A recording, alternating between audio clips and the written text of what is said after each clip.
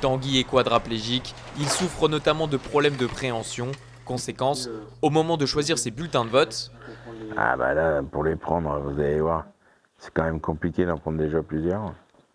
En plus c'est grand, donc...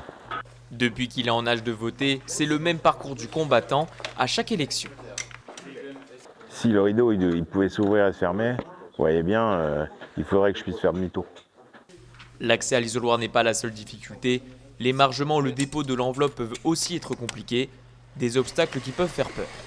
Pour venir voter, je pense que ça peut être un frein. Quand on n'est pas sûr de l'accessibilité de où on va aller, forcément on ne se met pas en difficulté. On est quoi, 20 ans après la loi du handicap 2005 et il reste encore beaucoup de boulot, quoi. Il y a 2 ans, la ville d'Arras a décidé de prendre les choses en main. Elle a renouvelé son parc d'isoloirs. Objectif, rendre le vote plus accessible.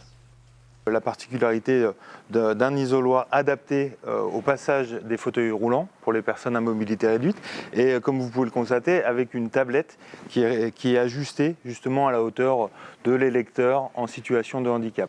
Un coût estimé à plus de 17 000 €. Et ce n'est pas tout, la ville prévoit aussi un service de chauffeur à la journée pour accompagner les personnes en situation de handicap. La personne, on viendra la chercher chez elle à l'heure programmée, on l'amènera jusqu'au bureau de vote et puis on la récupérera pour la redéposer chez elle dans la foulée. Depuis 2015, tous les bureaux de vote sont censés être accessibles.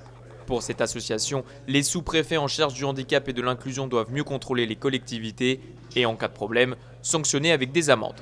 Le temps des sanctions est largement venu. C'est-à-dire, aujourd'hui, c'est vous ne respectez pas la loi, ah ben oui, mais on comprend, c'est compliqué, ça coûte de l'argent. Non.